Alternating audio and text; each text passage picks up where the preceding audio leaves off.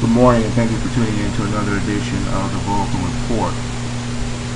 As you can see, we have a very long list of symbols that we're going to be looking at for Thursday's trading. I wanted to point out to you as well that we have our jobless claims coming out, so you want to always be ahead of the news and see what's coming out. And what I would strongly suggest you do is tune in to the Vulcan Report. Go to my blog for those of you to keep abreast. If you scroll down here, here's the blog. It's postscan.blogspot.com. You see it right here. Okay. Just type that and it should come up. If you scroll down here toward the bottom right hand side, here's the Blog Talk Radio. This is all the past archive shows that I've done this year, and below that you can see my Twitter that I put on there, my tweets, and below that you can subscribe to this blog. You can search the blog for past things. Right below that is the blog archive. You can see that there. And if you scroll down some more, you can actually make the blog archive smaller. You just click this, and then you can scroll down here to the right. And right here you see economic calendar is what I'll show you. Economic calendar right here. Okay. You can scroll down the economic calendar. It gives you the date of the event right here on the left hand side. See August the 19th, and then it gives you the time. Now these times sometimes are accurate, but then other times they're not, because I don't know what time zone they do it in. But anyway, at any rate, you can just scroll down here and you can see right here we have the Congressional Budget Office Director releases the 2010 Budget and Economic Outlook. That's an update. It tells you what the impact is, and it says it's low. Then later on you get the initial claims. That's medium as far as its impact. The previous one was 484. Right now the consensus is for 478,000. In other words, if we do exactly 478,000 or less, the market will be able to continue its bull run. If it's more than 478, or I should say more than 484, then the market could pull back and do it hard. In addition to that, we have leading economic indicators that has a low impact. The Philadelphia Fed survey has a very high impact. Right now, remember, the market is very sensitive to news. And then we also have the Federal Reserve Bank of St. Louis President Bullard giving a speech on the economy and monetary policy, and that has a low impact. So you can see here, by going to my blog, you can get an idea of what's coming up, and keep abreast of the news. And then right below that, we have current market news, and this is global. A lot of what's happening in the world, and it's as real time as you can get. And anything that's really important, it'll come up and they'll give it to you. It's right here. Okay? So a lot of good things there to keep abreast on what's going on there. Okay? Alright. For those of you who don't know too, I also keep a blog update here on Seeking Alpha. And you can get there. I have links to my blog and my Seeking Alpha blog. There are always links in the sidebar of every video. Okay, so if I don't have a chance to do a video, go to my blog and look at the Seeking Alpha or this one here, the blog spot, and you'll be able to get the report. Okay. All right, now today's report is a plethora of securities that are on the watch list for today. What I did was the first one, starting from here to here, these are all buys, okay?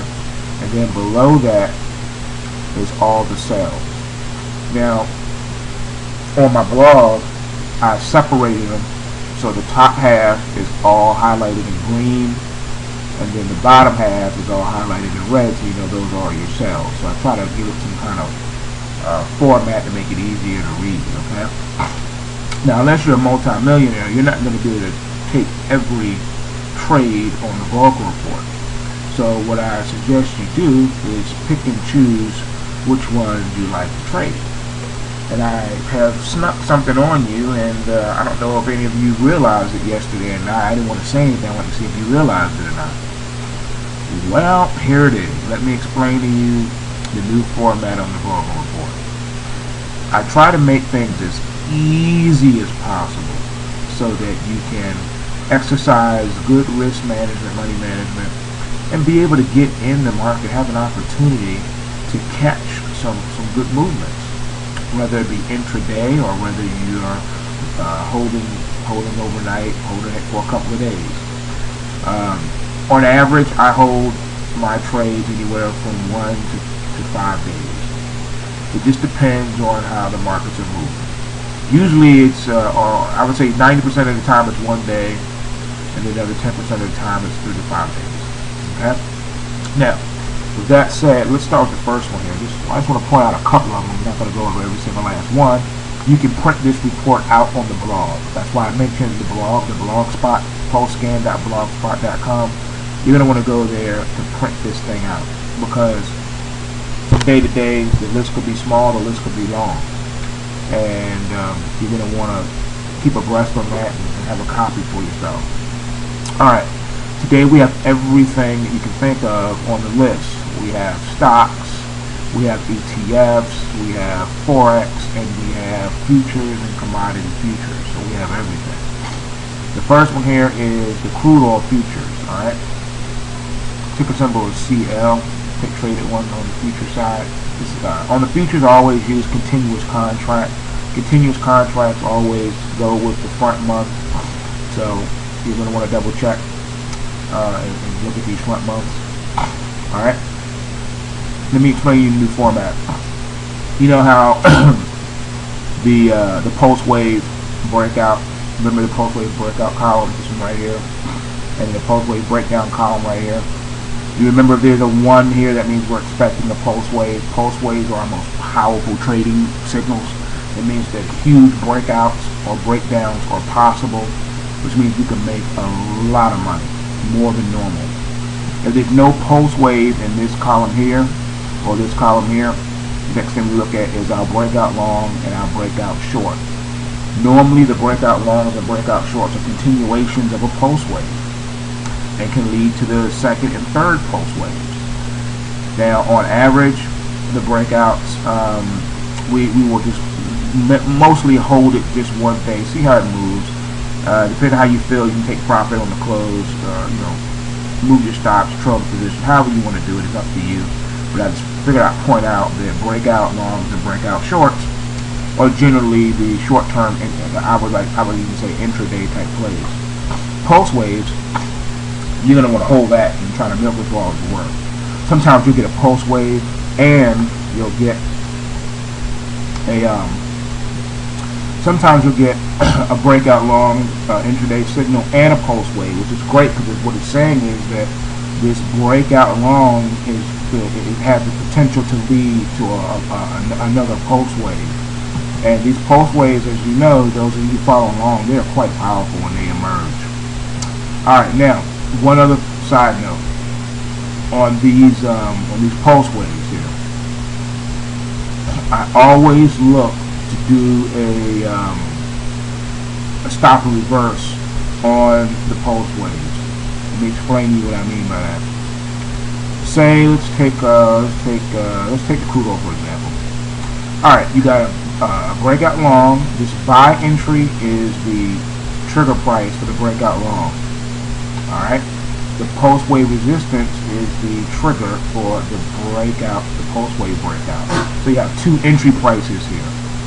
You place the first and the second entry price. Alright, in other words, you're going to look to go long crude oil at $77.13, and then you're looking to add another position at $82.97.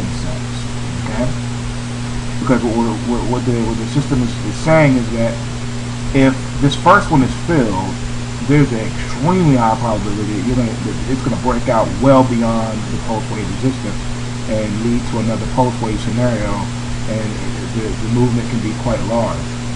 Let's say we only had a pulse wave and no breakout. Again, same thing. You place your entry price at $82.97 with a stop and reverse at the sell price of $76.07. That makes sense? Okay. And when you have two, you're actually placing both of these. This buy at 77.13 is your initial buy. The 76.07 is your initial stop loss. Likewise, let's go down here on the sell side. Cisco Systems, we see here, we have two scenarios emerging. We have a breakdown pulse wave emerging, and that's selling it at $21 even, with a stop loss at $22.53. Okay. Likewise, we have a short-term buy-in also, because we're saying that we're playing off support, that this market may be building support before this pulse wave materializes. So we also have a buy-in at $22.53 with a stop loss of $21.99. Okay? Now, this is how you play this. This is just my suggestions to you.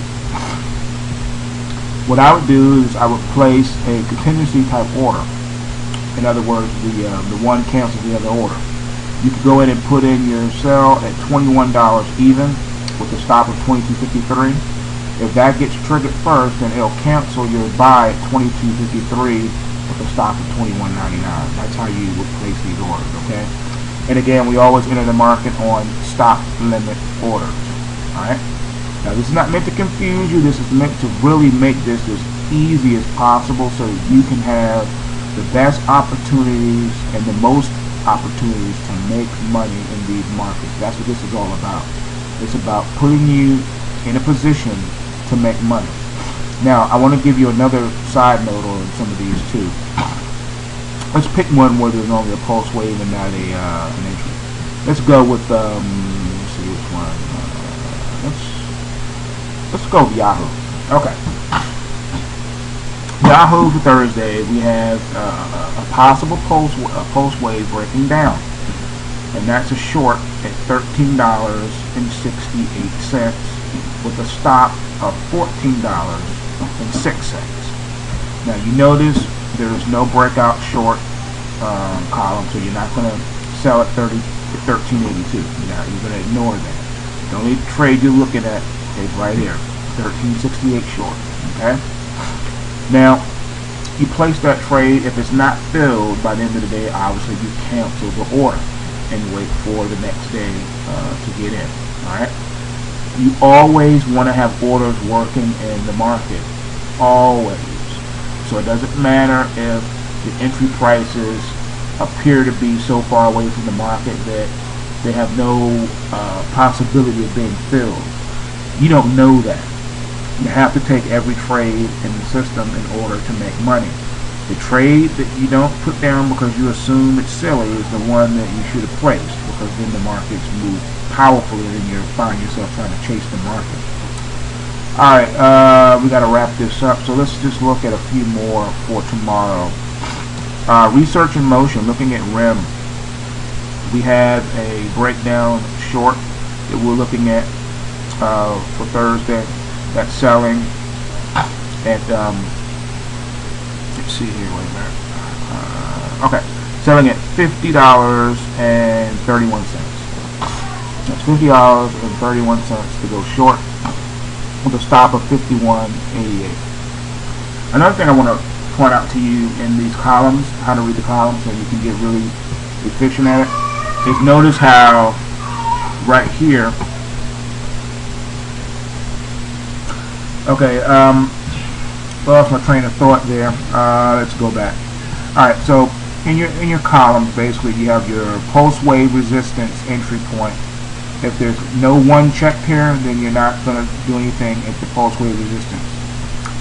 You're looking, when you first open this up, you first look at this, the first thing you're looking at is, do you have a signal for a pulse wave breakout, a breakout long, a breakout short, or a pulse wave breakdown?